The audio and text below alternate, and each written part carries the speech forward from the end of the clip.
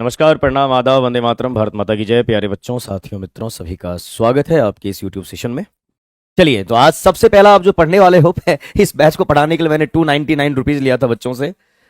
हर एक समय की बात है, ये आपको मैं YouTube पे पढ़ा देता हूं और बहुत ही शानदार क्वेश्चन सिलेक्शन है इस बैच इसमें, और बहुत अच्छे तरीके से आप पढ़ेंगे। आ जाइए यहाँ पे फटाफट, उसके बाद जो भी बैच वगैरह चल रहा है सब आपको बता दिया जाएगा। 6 to 8, 9, 10, 11, 12 सभी के लिए है। ये टॉपिक नंबर 1 है और टॉपिक नंबर 1 में हम यहाँ पे विलियम शेक्सपियर के क्वेश्चन को प्रैक्टिस करने वाले हैं, है ना। क्वेश्चन प्रैक्टिस करेंगे और आपसे फिर सवाल जवाब भी हम करेंगे। शुभम प्रताप कह रहे सर आपका कोर्स लेना था, बट क्या बाकी टीचर इंग्लिश में पढ़ाते हैं? बाइलिंगुअल चलता है अपने यहाँ, है ना, बाइलिंगुअल चलता है। Sir TGT English male 64 EWS, थोड़ा वेट कर लीजिए, रिजल्ट तो आने ही वाला है, देखते हैं क्या होता है। ठीक है, Ritu Kumari good evening sir. Good evening जी, अब आ जाओ। नहीं, history of English literature complete नहीं हुआ है। इसमें जो क्वेश्चंस आप मेरे को मिलेंगे ना, उससे रिलेटेड हैं, इसलिए मैंने ये सीरीज आपका लाया है। कंप्लीट वो नहीं हुआ है, घबराने की बात नहीं है। तो सबसे पहले विलियम शेक्सपियर के बारे में बात करेंगे। जो भी पॉइंट मैं आपको बता चुका हूं, पॉइंट 1, पॉइंट 2 करके आप मुझे फटाफट एक बार कंफर्म कर दें कि विलियम शेक्सपियर को क्या क्या टाइटल मिला है, कब ये पैदा हुए हैं, किस एज के ये राइटर है ना, इनको क्या क्या टाइटल मिला हुआ, ये सब आप बता दीजिए। मतलब सर बाइलिंगुअल में पढ़ाते हैं क्योंकि हिंदी वीक है। अरे नहीं भाई, ऐसा थोड़े ना है। कहने का मतलब आपको नोट्स वगैरह जो मिलेगा बाइलिंगुअल मिलेगा। चलो बताओ, विलियम शेक्सपियर, हर एक राइटर को आप कवर कर लेंगे इस सीरीज में।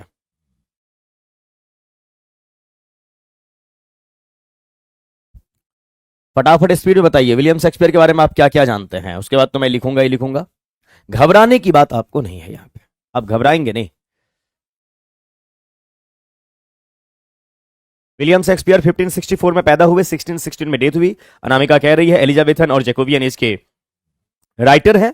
अब देखिए, इस क्वेश्चन से इंग्लिश लिटरेचर कैसे कनेक्टेड है वो मैं आपको बताने वाला हूं। बहुत बढ़िया, सुप्रिया, बहुत बढ़िया गोपाल जी। आइए यहां पे, तो सबसे पहले विलियम शेक्सपियर की आप बात कर रहे हैं, तो ये 1564 में पैदा हुए और 1616 में इनकी डेथ हो गई।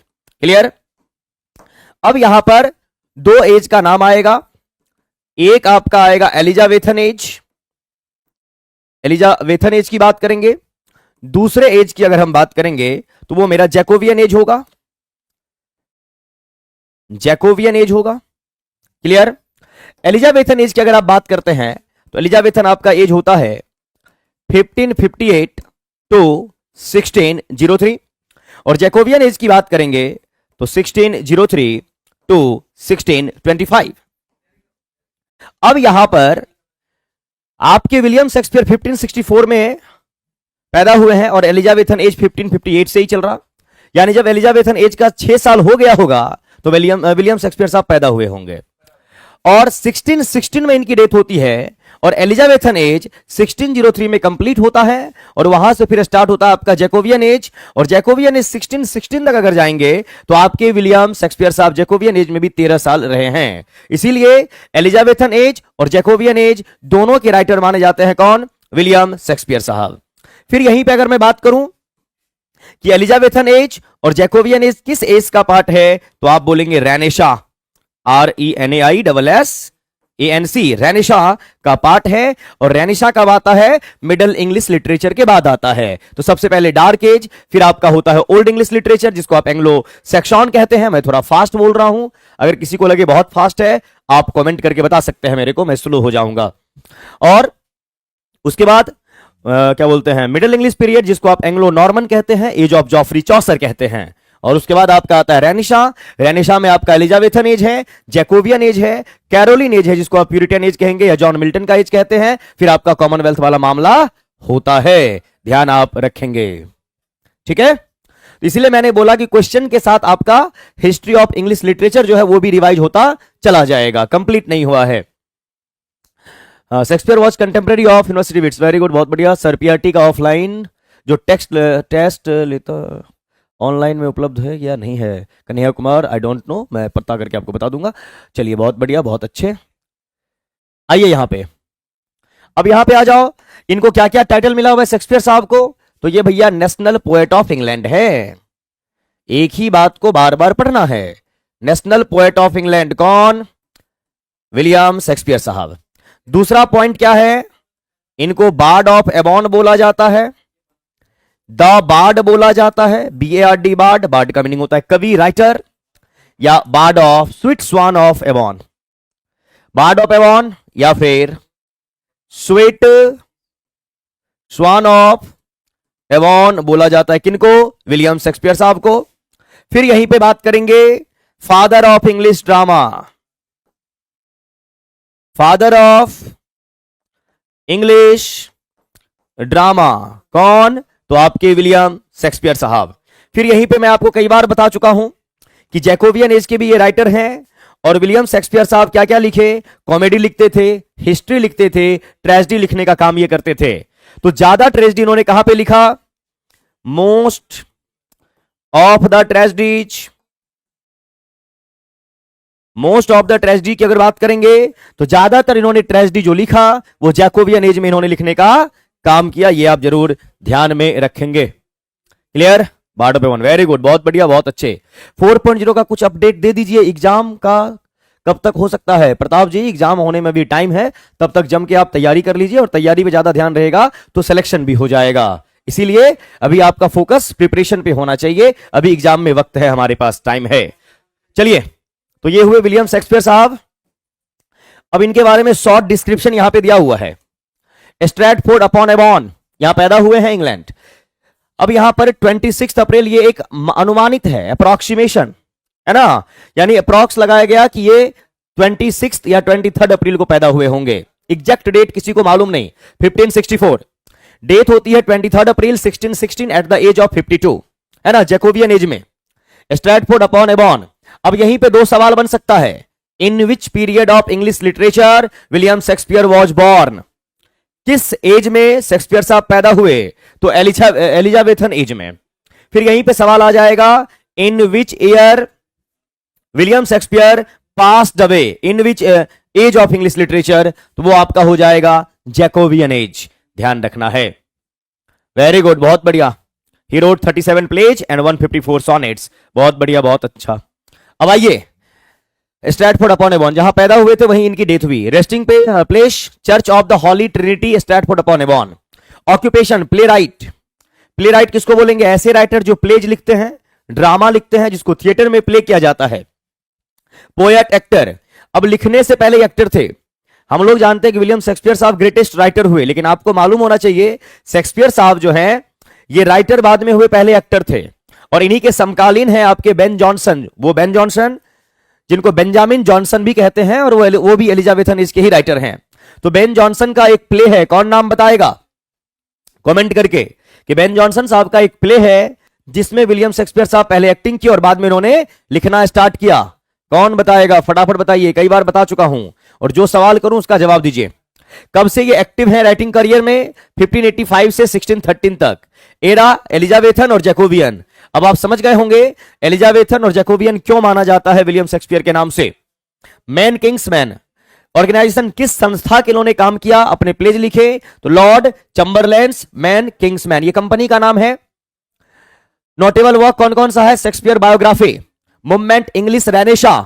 अब रेनेशा क्यों? क्योंकि रेनेशा में ही आपका आता है Elizabethan age, Jacobean age, Caroline age जिसको आप प्यूरिटन एज कहते हैं, जॉन मिल्टन का एज कहते हैं। और वहीं पे बात करेंगे तो क्या बात करेंगे? कॉमनवेल्थ की बात करते हैं। और रेनेशा के बाद स्टार्ट होता है रिस्टोरेशन, और रिस्टोरेशन में आपको क्या क्या मिलता है? सॉरी, न्यू क्लासिकल, और न्यू क्लासिकल में ऑगस्ट रिस्टोरेशन, ऑगस्टन, ट्रांजिशनल, बहुत सारे।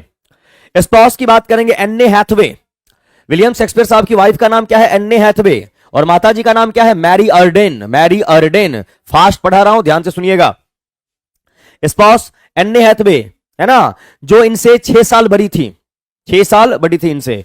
और शादी कब होती है? 1582 में। मतलब विलियम शेक्सपियर कितने साल के रहे होंगे?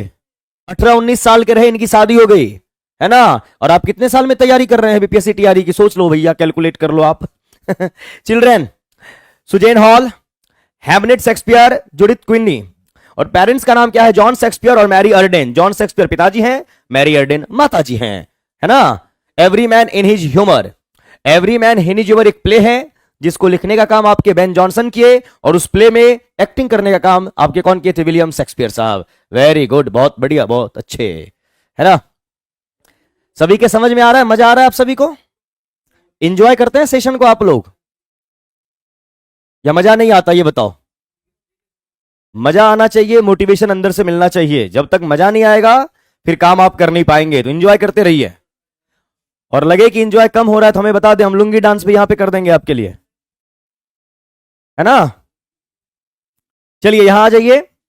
पहला सवाल आपके सामने, व्हेन वॉज शेक्सपियर बॉर्न? कब पैदा हुए? बहुत ही सिंपल क्वेश्चन। 1565, 1564, 1568, 1563। अभी जस्ट पढ़ाया, जवाब आपको देना है कब पैदा हुए। वेरी गुड, बहुत बढ़िया। स्मॉल लेटिन लेस ग्रीक कह के नहीं नहीं नहीं नहीं नहीं, हाँ वेरी गुड, ये यहां बेन जॉनसन बोले थे। Small Latin less Greek Ben Jonson बोले थे। और विलियम शेक्सपियर साहब की क्रिटिसाइज कौन करते थे? आलोचना कौन करते थे? ये पढ़ा लिखा ज्यादा है नहीं, ऐसे ही आ गया है मार्केट में, ये कौन बोलते थे बताओ? चलिए, तो ये पैदा हुए हैं 1564 में, 1564 में। वेरी गुड, रॉबर्ट ग्रीन, बहुत बढ़िया। रॉबर्ट ग्रीन कौन सा फ्रेज इस्तेमाल किए थे विलियम शेक्सपियर साहब को क्रिटिसाइज करने के लिए? बहुत बढ़िया। साहिस्ता फातिमा, क्या नाम है आपका? फातिमा लिखा हुआ है। अप स्टार्ट क्रॉ, वेरी गुड, बहुत बढ़िया। रॉबर्ट ग्रीन इनको अप स्टार्ट क्रॉ कहते थे। और अप स्टार्ट उसको बोलते हैं जैसे मान लीजिए कोई गरीब इंसान है और सडनली वो अमीर हो गया, है ना? उस सेंस में बात करेंगे। ब्लैक क्रॉ नहीं, अप स्टार्ट क्रॉ कहते हैं। चलिए बहुत बढ़िया, बहुत अच्छे, लाजवाब, हर एक पॉइंट याद है।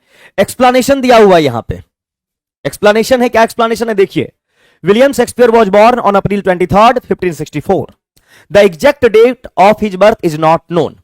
डेट, एग्जैक्ट डेट किसी को याद नहीं है, किसी हिस्टोरियन को भी नहीं मालूम है कि अप्रैल में 23 को पैदा हुए थे या 26 को। ऐसा माना जाता है 23 को या 24 को या 25, यानी 23 से 26 के बीच में कभी पैदा हुए थे, ऐसा माना जाता है। But historical records indicate that he was baptised on 26। मान लिया गया कि चलो 26 अप्रैल को पैदा हुए थे। Therefore it is widely accepted, इसीलिए ऐसा माना जाता है, एग्जैक्ट डेट किन्हीं को नहीं मालूम, that he was born on around April 23rd, 1564 in Stratford upon Avon, England. The year 1564 is the correct answer to the question about Shakespeare's birth year. ये ध्यान आप जरूर रखेंगे। आइए, number 2, how many plays did Shakespeare write? कई बार exam में 37 देता है और कई बार एग्जाम में 39 देता है, तो जो क्लोजेस्ट ऑप्शन होगा वो आपका आंसर माना जाएगा। बताइए फटाफट, टकाटक अंदाज में बताइए क्या होना चाहिए।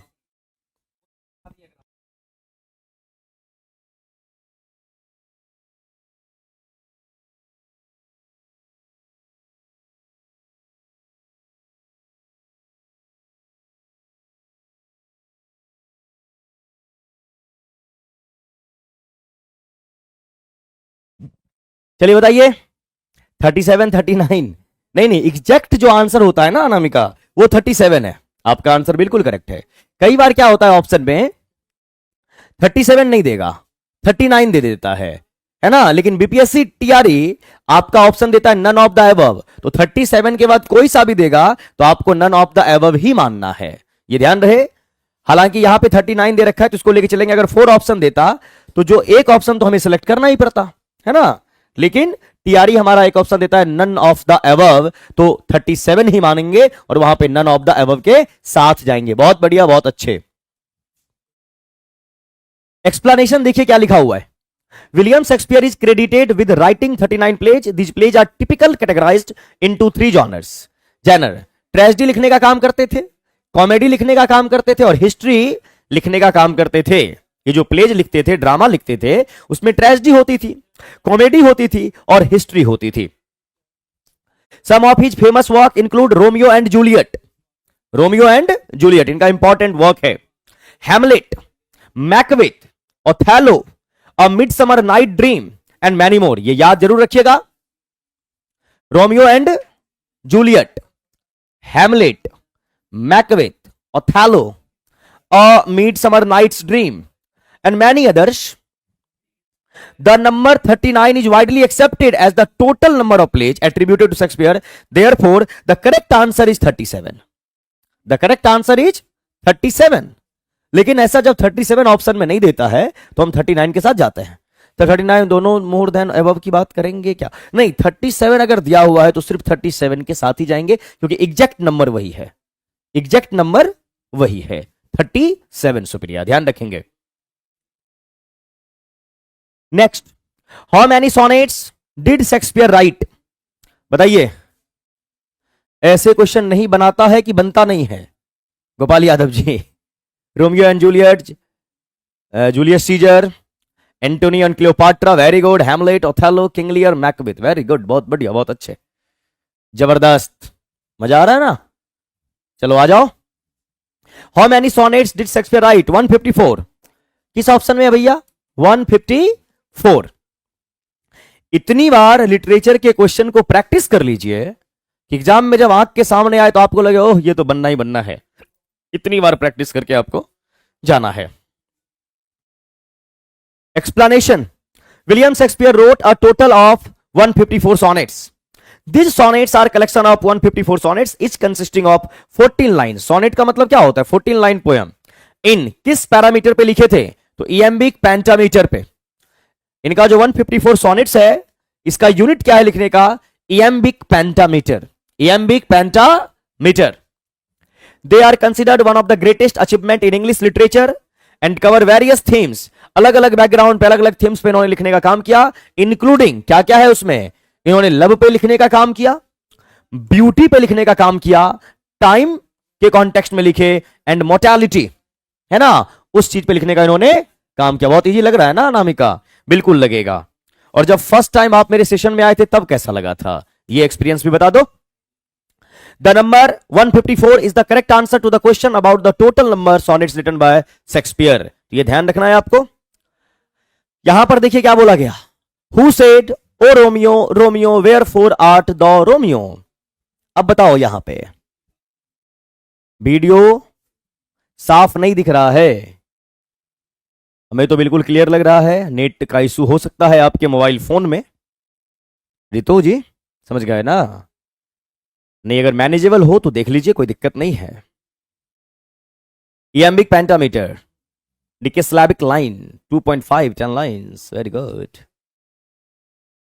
चलो बहुत बढ़िया, बहुत बढ़िया। आइए, who said O Romeo, O Romeo, wherefore art the Romeo.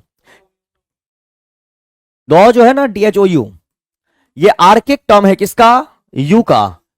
जो आप आज यू इस्तेमाल कर रहे हैं ना, तुम या आप के लिए, तो पुराने टाइम में लिटरेचर में THOU का इस्तेमाल किया जाता था। क्लियर है मामला? बहुत बढ़िया जी। तो रोमियो एंड जूलियट है, रोमियो और जूलियट है, और जूलियट रोमियो को देख नहीं रही है, इसलिए पूछ रही है कहां चले गए तुम। इसीलिए आपका आंसर क्या हो जाएगा यहां पे? जूलियट किधर है जी? जूलियट ही रही। जूलियस सीजर के बारे में बात नहीं करना है। और मैरी अर्डेन तो आपके विलियम शेक्सपियर की क्या है? Mary Arden. मैरी अर्डेन का क्या रिलेशनशिप है विलियम शेक्सपियर के साथ? बताइए फटाफट, टकाटक, ईमानदारी से बताना है। बताओ बताओ क्या होना चाहिए? आसान लग रहा है आप सभी को क्वेश्चन? वाइफ, रितु वाइफ नहीं है, वाइफ तो एन्ने हैथवे है, वाइफ तो एन्ने हैथवे है। मदर है, वेरी गुड, मां है, मां है। मैरी अर्डेन मां है, Richa Singh mother, very good, बहुत बढ़िया, बहुत अच्छे, है ना, ये माता जी हैं। चलिए एक सवाल और कर लें। पिताजी का नाम है जॉन विलियम शेक्सपियर और मैरी अर्डेन, दोनों की शादी कब हुई थी?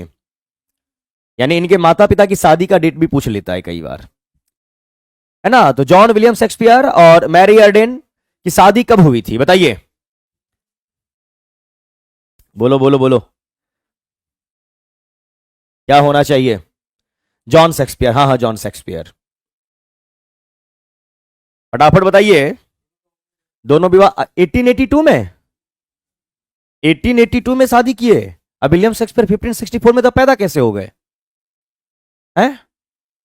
क्या बोल रहे हैं अपना आप? 16th सेंचुरी में वो पैदा हुए हैं, और आप 19th सेंचुरी के लेटर पार्ट में आप बोल रहे हैं कि दोनों की उनके माता पिता शादी किए थे। ओहो हो, भोकाल मच जाएगा ऐसे में है। 200 साल बाद, मतलब पैदा होने के 200 साल बाद माता पिता शादी करते हैं। अरे बाप रे, बड़ी खतरनाक लिटरेचर है। सही बोलो सही। कब शादी हुई थी? 1557। वेरी गुड, बहुत बढ़िया, बहुत अच्छे। 1557 में माता जी यानी मैरी ऑडेन और पिताजी जॉन शेक्सपियर साहब की शादी हुई, और 1564 में विलियम शेक्सपियर साहब पैदा हुए, शादी के 7 साल बाद। और 1558 में एलिजाबेथनेज की शुरुआत होती है। ध्यान रखे, सारे बच्चे हंस रहे हैं। अरे कोई बात नहीं, ऐसे होता है। चलिए, घबराने की बात नहीं है। पढ़ाई के साथ साथ आप लोग मजा लेते चलेंगे, क्योंकि पढ़ाई जो है ना बोरिंग का काम होता है, बोरिंग नहीं होता, पढ़ने में मन नहीं लगता किसी को, तो हंसते मुस्कुराते आपको पढ़ लेना है ना। ज्यादा परेशान नहीं होना है, लिटरेचर सोचना नहीं है ऐसे, है ना। आग लगा देना है यूपी और बिहार में। आइए यहां पे नेक्स्ट क्वेश्चन क्या है आपका। In William Shakespeare play Romeo and Juliet, William Shakespeare का एक प्ले है रोमियो और जूलियट, और आप जानते हैं रोमियो और जूलियट का एग्जाम्पल क्या दिया जाता है? ज्यादा रोमियो मत बना करो आजकल तुम, है कि नहीं है, प्यार मोहब्बत की बातें। Juliet is the one who says the famous line, O Romeo Romeo कहां चले गए तुम। This line is spoken by Juliet on her balcony. अपने बालकनी में जूलियट है और अपने बॉयफ्रेंड को ढूंढ रही है ना, और कहां गए तुम ये पूछ रही है। Expressing her love and longing for Romeo, longing for का मतलब होता है चाहत, है ना, वही चीज ढूंढा जा रहा है अपने आशिक को। Despite the fact that he is from the rival Montague family, जबकि रोमियो और जूलियट जब आप पढ़ेंगे तो दोनों में जो प्यार होता है वही बॉलीवुड का जो मूवी है ना उसके स्टोरी पे बेस्ड है। बॉलीवुड का मूवी आप देखते हैं तो कैसा आपको लगता है? पहले अगर 90s का मूवी आप देखेंगे तो जो हीरोइन है कैसे मुलाकात होती है? सबसे पहले तो कॉलेज में मुलाकात होती है हीरो हीरोइन की। कॉलेज में दोनों जा रहे हैं, क्लास के गेट पे दोनों टकरा गए, किताब नीचे गिरा, बुक, अब दोनों झुके, दोनों बुक लेते लेते उठे, दोनों की आंखें आंखें से टकरा रही है, फिर प्यार हो जाता है। ये मूवी आप देखे होंगे 90s के दौर में। फिर जैसे ही प्यार हुआ, फिर पता चला लड़का जो है ठेला वाले का बेटा है और लड़की ठाकुर की बेटी है। दोनों में दुश्मनी, कैसे होगा विवाह? जो आप बॉलीवुड का मूवी देखते होंगे वैसे ही रोमियो और जूलियट की कहानी है। फिर वही वाला मामला कि हम जिए मरेंगे साथ की दुनिया याद करें, है ना। तो फिर वही चलता है रोमियो और जूलियट का। दोनों का जो परिवार है वो दुश्मनों वाला परिवार है, लेकिन दोनों में बहुत प्यार है। The line is often misinterpreted as asking where Romeo is physically located, but in reality, Juliet is questioning why Romeo has to be Montague, the one person she is forbidden to love. अब last में वही कहानी होती है, जैसे दुश्मन परिवार का है, ब्लड फ्यूड वाला मामला है, फैमिली फ्यूड वाला मामला है, पारिवारिक दुश्मनी है, लेकिन मेल और फीमेल दोनों में लव हो गया। फिर दोनों एक दूसरे को क्या कह रहे हैं? तुम उस फैमिली से क्यों बिलोंग करते हो, किसी और फैमिली से बिलोंग करते तो हम साथ हो जाते। उस सेंस में बातें यहां पे होती है। फर्स्ट टाइम आई तो लिटरेचर इजी नहीं लगता था, बट जब से आपका क्लास करने लगी हूं इजी लगने लगा है। अभी भी बहुत कुछ पढ़ना, बहुत कुछ पढ़ना है, बिल्कुल अभी भी पढ़ना है। चलिए बहुत बढ़िया, बहुत अच्छे। रोमियो के आगे बहुत होता है, जूलियट के आगे कम रहता है। आ जाओ यहाँ पे। तो धीरे धीरे आप कहानी में, मैं इसलिए बता रहा हूं ताकि कहानी आपके पास होनी चाहिए। चलिए नेक्स्ट क्वेश्चन, टू बी और not to be is a quote from. अब ये क्वेश्चन आपको टफ लगेगा कि टू बी और नॉट टू बी ये जो बोला गया ये किस प्ले से लिया गया है। फटाफट आप बताएंगे ईमानदारी से। देखते हैं ये कौन जवाब देता है। D, Hamlet. गोपाल जी कहीं तो सुने हैं। यही होता है एग्जाम में, लगा है पढ़े तो हैं लेकिन बन नहीं रहा, बना के आना है, क्वेश्चन को सॉल्व करके आना है। हैमलेट, सुप्रिया हैमलेट लिखे क्वेश्चन मार्क लगा रही हैं। ऋतु कुमारी ए कह रही हैं। ऋतु आज 9 बजे वाले बैच में आप दिखे तो वही ऋतु हो ना आप, दूसरी ऋतु हो? मॉर्निंग में जो 9:15 में आपका बैच है उस बैच में भी एक ऋतु आई थी, वही है ना आप? हैमलेट हैमलेट हैमलेट, जी सर, ओके, बहुत बढ़िया। तो डेली आना है इस टाइम पे, डेली आएंगे, वहां पे भी पढ़ेंगे, यहां पे प्रैक्टिस करेंगे। आज अगर आपका क्वेश्चन गलत हो रहा है तो आपको डिमोटिवेट नहीं होना है ना। हाँ जी सर मैं ही हूं, चलो ठीक है, बहुत बढ़िया। डेली आइएगा, है ना, डिमोटिवेट बिल्कुल नहीं होना है। आप 10 दिन बने रहे यूट्यूब पे, हैबिट लग जाएगी आपको। जी पंडित जी लगा दिया। हाँ, टू बी और not to be, King Lear, Richard third, Julius Caesar, Hamlet, ये चारों लिखने का काम आपके कौन किए? तो विलियम शेक्सपियर साहब। WS लिख देता हूं मैं, समझ जाना आप। और ये टू बी और नॉट टू बी जो कोट है किसका है? हैमलेट का है। अब आइए हैमलेट की कहानी आपको बताते हैं। हैमलेट की कहानी ऐसी है कि डेनमार्क के किंग होते हैं और उसका जो भाई है, उसका भाई डेनमार्क के किंग है, उसका छोटा एक भाई है। तो छोटे भाई का ध्यान गद्दी पे होता है कि इसको बड़े भाई को कैसे मारा जाए, और गद्दी के साथ साथ अपनी भौजाई पे भी उसका ध्यान होता है कि भाई को मार के हटाना है, भौजाई से विवाह करना है, अब मजे में रहना है। यह कहानी है। क्लियर? तो क्या होता है हेमलेट में, जैसे अपने भाई का वो मर्डर करता है, भाई को मारने के बाद जो डेनमार्क के किंग है अपनी भाभी से शादी करता है। और यह बात हेमलेट जो एक कैरेक्टर है, जो डेनमार्क के किंग हैं, जिनको मारा गया, जिनको असैसिनेट किया गया, वो अपने बेटे के सपने में एक दिन आते हैं और पूरी कहानी अपने बेटे को बताते हैं कि मेरी नेचुरल डेथ नहीं हुई है, मुझे असैसिनेट किया गया है, मुझे मारा गया है। ये कहानी है। तो ये रिवेंजफुल है ना, रिवेंज से भरा हुआ है, बदला से भरा हुआ है। फादर में घोस्ट, अंकल रिवेंज। हाँ वेरी गुड सत्यमानंद। रिवेंज की स्पेलिंग REVENGE। हेमलेट एक्ट सीन 1। साहित्य होता सर हेमलेट डेल्मा में होता है क्या? क्या करे ना करे। हाँ बिल्कुल। गुड इवनिंग सर आकांक्षा, गुड इवनिंग। हाँ क्लॉडियस भाई का नाम है, हेमलेट के अंकल हैं। हाँ गटरूड भाभी जी हैं। बहुत बढ़िया, इतना शानदार तैयारी आप लोग किए हैं। TRE 4 में तो पक्का सिलेक्शन होगा। इस रिदम को मेंटेन करते जाना है एग्जाम तक, बस ओवर एम्बिशियस नहीं बनना चाहिए, ये सीख मिलता है। Very good. Subhash Singh Hamlet बोलता है अपने फ्रेंड को लास्ट सीन में टू बी और not to be. Very good. 3 witches, बहुत बढ़िया। हेमलेट किंग केशन है और हेमलेट अपने अंकल को मार देता है। Very good. The quote to be और not to be is from the play Hamlet by William Shakespeare. It is spoken by the character Hamlet in his famous soliloquy. अब सॉलिलॉक्यू का मतलब क्या होता है? अकेले मन ही मन जब आप कुछ बोलते हैं ना, उस सेंस में। The meaning of life and the value of existence. The quote has become one of the most well-known and frequently quoted lines in all of Shakespeare's works. तो करेक्ट आंसर क्या हो जाना है? हैमलेट। अब आपको homework दे रहा हूं, करना क्या है आपको? जैसे ऑप्शन है यहां पे रिचर्ड थर्ड सॉरी, या किंग लियर। तो आप सेशन के बाद टाइम निकाल के आप क्या करें, रिचर्ड थर्ड गूगल पे विकिपीडिया पे सर्च कीजिए, जूलियस सीजर सर्च कीजिए, इनके बारे में पढ़ना स्टार्ट कीजिए, बार बार पढ़िए, और हो सके तो एक नोटबुक रखिए, उस पर लिख दीजिए यूट्यूब लिटरेचर। यूट्यूब पे जितने भी लिटरेचर के क्वेश्चंस आप पढ़ रहे हैं उनके बारे में विकिपीडिया से आपको पढ़ना है। जैसे मैंने आपको अभी हैमलेट के बारे में बताया, यहां पे एक्सप्लेनेशन है, लेकिन बाद बाकी तो ऑप्शन नहीं है एक्सप्लेन किए हुए। तो आप इसको नोट डाउन करते चलिए, उसको डेली पढ़ते चलिए, प्रैक्टिस करते चलिए। अभी जितना आप कमेंट सेक्शन में जवाब दे रहे हैं ये बहुत अच्छी बात है, बहुत बच्चे इतना भी नहीं कर पाते हैं, है ना। यानी आपके अंदर काबिलियत है सीखने की, आपके अंदर मोटिवेशन है सीखने का। और जब गूगल विकिपीडिया से आप कर लेंगे और नोट करते हुए चलेंगे, उसके बाद जो लिटरेचर का लेवल आपके अंदर रहेगा कमाल का रहेगा। तो आप ये काम जरूर किया कीजिए। बहुत सारे बच्चे हैं इसमें, जैसे अनामिका बिल्कुल करती हैं, सुप्रिया जो भी काम कहता हूं करने के लिए वो करती हैं। बाद बाकी किन्हीं का मुझे मैसेज अभी तक तो आया नहीं है। शोभा वगैरह सब डेली सेशन में दिखती तो है, लेकिन पता नहीं आई थिंक करती है कि नहीं करती है, मुझे नहीं मालूम, क्योंकि इन लोगों का व्हाट्सएप पे मैसेज आ जाता है, ये जो पढ़ती है बना के नोट्स भेज देती हैं। तो आप लोग भी क्या करें, गूगल से विकिपीडिया से, प्रियंका भी करती हैं, यहां देखिए कमेंट सेक्शन में। तो जो भी बोलता हूं वो करें। मेरा नंबर आप सभी के पास होता है, मैं नंबर सभी को देता हूं, आप सॉल्व करके नोट्स बना के मुझे भेजें, उसको बार बार पढ़ें, बहुत बेनिफिट मिलेगा। बहुत लिटरेचर से जो आपको डर लगता है, आपका डर बिल्कुल खत्म हो जाएगा। सर हमें आपका नंबर ही नहीं पता है, ठीक है हम नंबर आपको दे देंगे, नंबर दे देंगे, आपको काम करते हुए जाना है, ठीक है ना। नंबर मिल जाएगा आपको आज लास्ट सेशन के लास्ट में बोलना, नंबर में दे दूंगा, डोंट वरी। आइए, ये हो गया explanation. Where was Shakespeare born? कहां पैदा हुए, किस जगह पैदा हुए? चलिए कहां पैदा हुए बताइए फटाफट। शेक्सपियर साहब पैदा कहां पे हुए? ठीक है सर, फटाफट आंसर कीजिए। बहुत बढ़िया। इटली में, वेनिस में, न्यूयॉर्क में, स्ट्रैटफोर्ड अपॉन एवॉन में। अब देखिए ये आपको जानते हैं क्यों क्या याद हुआ है?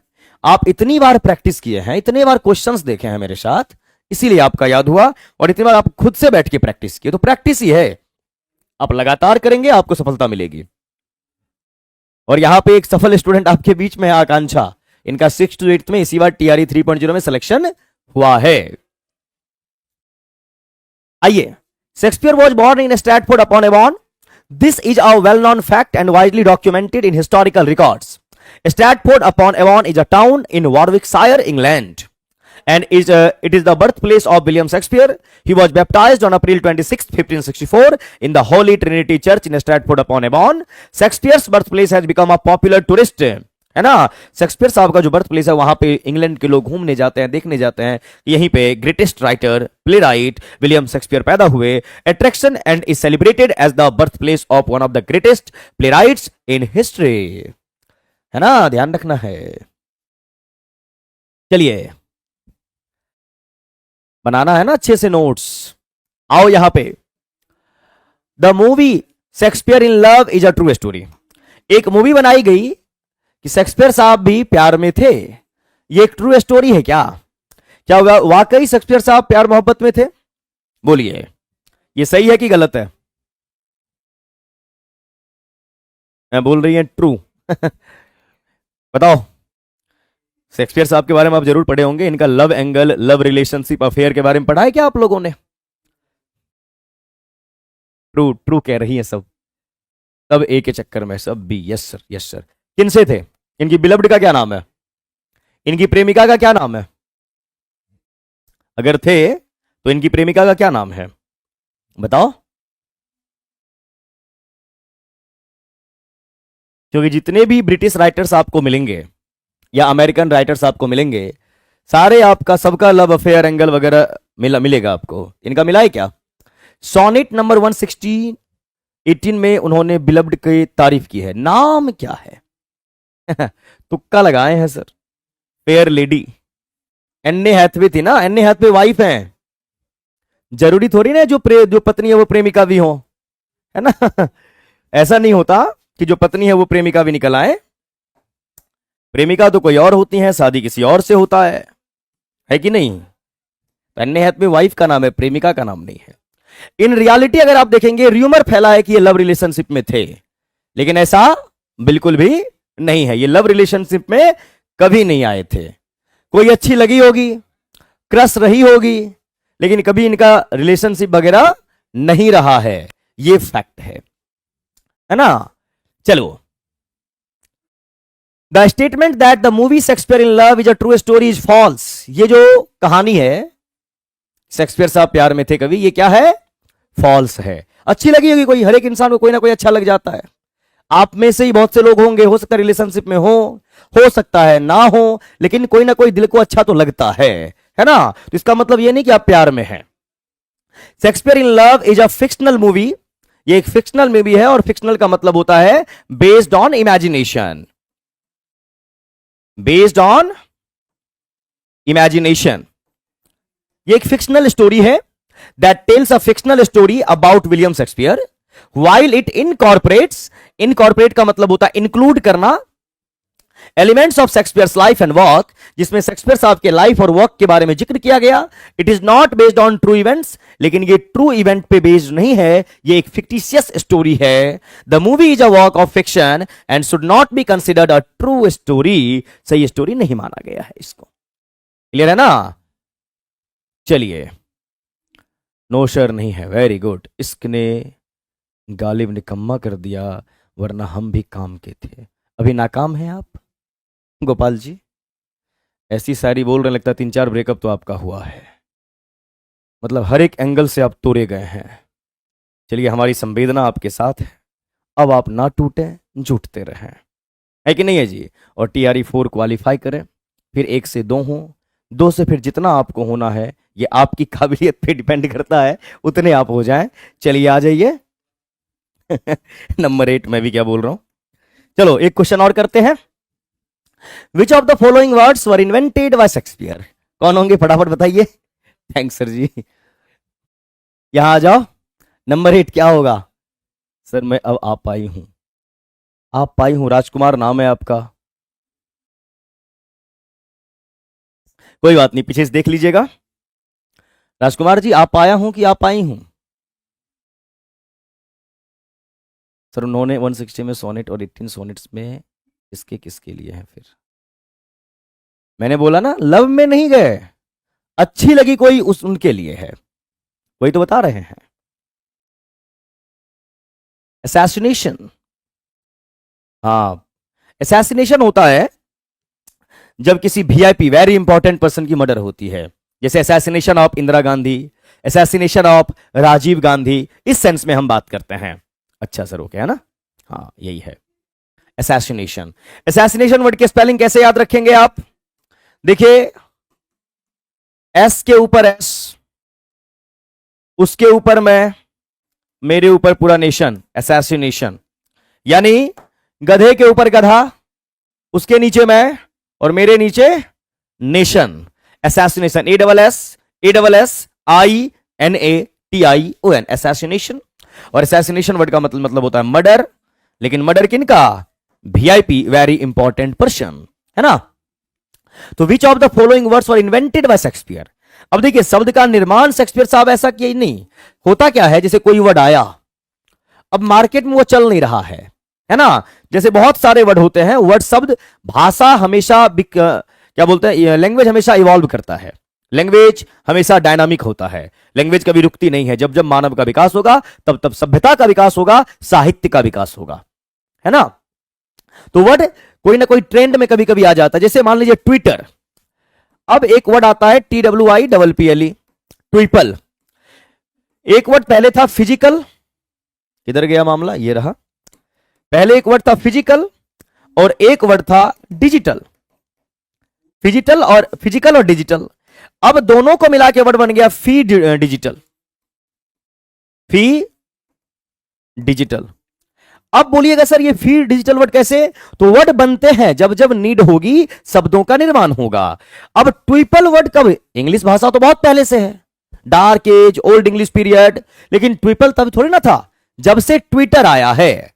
और ट्विटर के जो भी जितने भी यूजर्स हैं, उनको हम ट्विपल कहते हैं। तो ट्विटर आया होगा, ट्विटर के यूज करने वाले लोग बड़े होंगे, यूजर्स बड़े होंगे, वर्ड का निर्माण हो गया ट्विपल। समझ रहे हैं ना। फिजिकल और डिजिटल, आजकल आपका जो भी फिजिकल मूवमेंट है, सामान खरीदना है, कुछ भी खरीदना है, सब आपका डिजिटल हो चुका है, ऑनलाइन मार्केटिंग होती है, उस दोनों को मिला के एक वर्ड बन गया फी डिजिटल, फी डिजिटल। तो ये वर्ड पहले थोड़ी ना था जब इंग्लिश का निर्माण हुआ था या भाषा की उत्पत्ति हुई थी। वो तो सिचुएशन के अकॉर्डिंग, नीड के अकॉर्डिंग, भाषा हमेशा डायनेमिक होता है, लैंग्वेज हमेशा इवॉल्व करता है, और जब जब मानव विकास करेगा, सभ्यता का विकास होगा, साहित्य का विकास होगा, ये नियम है। इसीलिए विलियम शेक्सपियर के सामने वर्ड तो रहा असैसिनेशन, लेकिन इस वर्ड को ट्रेंड में लाने का जो क्रेडिट है, वह विलियम शेक्सपियर साहब को जाता है कि उन्होंने अपने लेखनी में लिखा, और शेक्सपियर साहब पॉपुलर होते चले गए। और शेक्सपियर साहब के लेखनी में कोई वर्ड आए तो वो पॉपुलर तो होना ही है, तो उस सेंस में बात करते हैं तो असैसिनेशन। बाद बाकी हर एक वर्ड का इस्तेमाल हुआ है, लेकिन इस वर्ड का इस्तेमाल शेक्सपियर साहब यूज किए, उसके बाद बहुत ज्यादा ही बढ़ गया, ये सेंस जाता है। The word assassination, bump and poke were all indeed invented by Shakespeare. Shakespeare is known for his extensive contribution to the English language, having coined and popularized numerous words and phrases that are still in use today. और जो भी words Shakespeare साहब 16th century में use किए, आज भी वो काफी पॉपुलर है। Assassination was first used in play Macbeth. Assassination word का इस्तेमाल सबसे पहले किसी भी राइटर के द्वारा किया गया तो वो विलियम शेक्सपियर साहब थे, और किस वर्क में? मैकबेथ में। While bump and puke can be found in his work as well. ये दोनों वर्ड भी आपको इनके वर्क्स में मिलते हैं।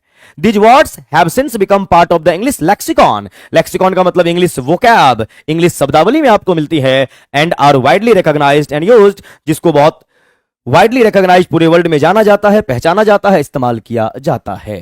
तो चलिए फटाफट बताइए आप लोग, आज का सेशन आपका यहीं तक रहेगा क्योंकि आगे मेरी क्लास है। कैसा लगा sir? Sir daily class timing 4 PM है क्या? हाँ, अभी 4 PM है, लेकिन कुछ टाइम के बाद चेंज होगा, जब चेंज होगा मैं बता दूंगा।